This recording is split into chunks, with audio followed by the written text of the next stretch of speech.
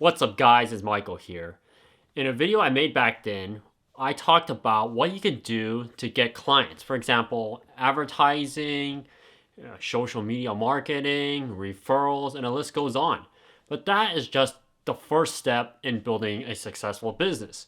So in this video, I'm going to discuss what strategies I use and what strategies you could implement yourself when starting your own business. Meaning, when you take that first step, your second step is how do you get the clients to come to you and stay with you? There are a couple tactics you could use. For example, pricing, speaking with them, especially communication, which I believe a lot of people lack. And at the same time is how do you discuss with them? How do you convince them to stay with you? Mainly is how I see it is there is not really a wrong type of client. It is the wrong type of pricing. Meaning is a person determine whether they stay with you as a business or not. Meaning is a client will stay with you depending on the price that you provide them. Meaning packages. So you provide them package A, B, C, D, and the list goes on. And here are a few examples that I personally use myself. So when you start up a new business, you use all the opportunities you get for advertisement, from payments, paid advertising. Then you can use basically free advertising, especially referrals are probably one of the best ones. But the only way to get referrals is to go to social events. But the main point is when retaining them, you got to offer them a package because everyone has a price that they are looking for. And whether or not you can meet their price or at least fit in the middle ground is what the first step it is to keep them to retain to you and come back to you. So after like the first year, for example, as an accountant, or especially used as a contractor or a car detailing service, you want to retain that client and have them give you referrals. Because if that client likes you, eventually in the future, word travels by mouth, meaning it goes from person to person. The best example is look at the company that created sriracha sauce, located in Southern California. They never really paid for advertisement. Guy came from Vietnam back in when they had the Vietnam War, came here, he made his own business, and he never did any advertising. He just became word of mouth, and now is becoming like global hot sauce. So this is what you can do that you can retain clients and build up a client base. Keep in mind, this is not something that could happen overnight. You know, ones that people you see happen overnight, that's by sheer luck, and it's such a small amount of number that it's pretty ridiculous to be used for everyone else. So this is what I am providing from personal experience that you could use yourself and you can use it to retain clients. So the first thing you can use is actually similar to price gouging, but in a way you use the same tactic as big supermarkets and department stores. You charge a set price. You find somewhere, personally I find somewhere in the middle. So you have the high end price, the low end price, and the middle. And personally, you first have to develop your skill. If your skill is proven to be worthy, then somewhere in the middle price is the best part to start off. As a no-name person, people do not know who you are. So to build that reputation, I personally start off with somewhere in the middle. Meaning is when someone comes to you, you say, hey, person A or Michael, I want to have your accounting or bookkeeping service. Now, what can you provide me? What price can you provide to me? So for example, the company I'm running with my parents, is charging between $20 up to tens of thousands of dollars depending on the return. If you look at a car detailing business, this can run from let's say like $50 all the way up to like a couple $1,000s depending what type of job you want. So this applies to basically every business. You want to give them a package. Package A for the low end customers, package B for someone in the middle end, and package C for those people for the really high end. That is what you can give them options. If you only give them like let's say package B and C, and you're charging let's say a couple $100 to a couple $1,000 to tens of thousands of dollars depending on your project, then the people from the low end won't come to you. And keep in mind those people in the low end actually can provide really good service and actually free advertisement.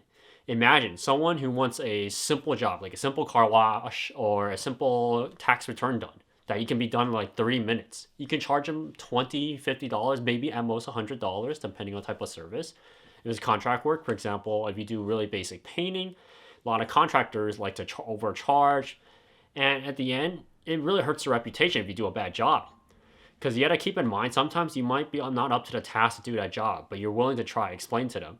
So provide them basically basic pricing So if you charge $100, let's say you give them a discount. You put under the discount tab. So when you give them a bill, you have a word called discount or a new client discount. And when they see that discount, you can offer a certain percentage that's meaningful and impactful when they notice that. Like, hey, this guy offered me a discount. This is great. And you deliver the service as promised. When you deliver the service as promised, if you keep that customer happy, keep in mind, word will travel by mouth. And that person will go to someone else and tell them, hey, if you're looking for products or service, go to this person I recommend. And number two, how you retain these type of clients. Because once you start building your first 5 to 10 clients, that's when it'll start really picking up. Because the first 5 is really dictating whether or not you as a business are capable of pulling in more new people. Meaning is, once you pick your first or second client, if you piss them off, then forget it. Like, you charge them overpriced, you have them walk away, then your business marketing strategy is incorrect. Your pricing strategy is incorrect.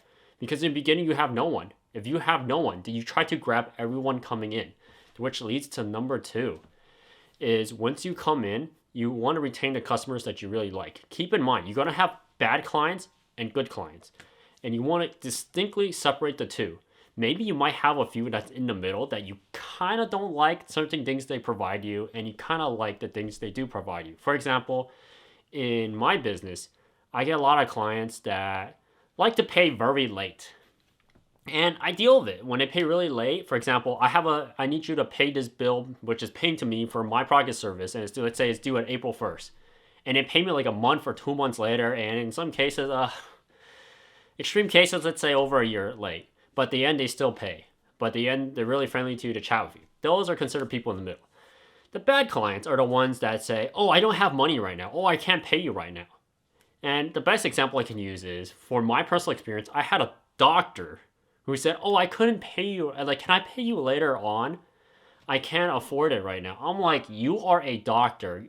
Do you have your clients come to you, your patients come to you, and after you do a physical checkup with you, do a blood test or prescribe medicine, it's like, oh, I can't pay you. Can I pay you some other time?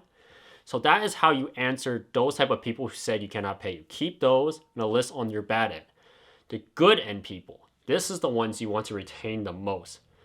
The good end people are people who provide you jobs. Either A, you can get it done really quick. For example, if it's a really simple car wash job, like let's say they just want a really basic car wash, and you can wash your car, let's say in 30 minutes, spray some like ceramic detailer wax and wipe it down, get it done in 30 minutes. Or you're doing accounting services, you can do their income tax return. It's really basic. And you can charge them like $80, $100, $180, $200 for the mid-tier pricing. And you get it done within less than an hour. There you go. Then you have a perfect example of really good clients.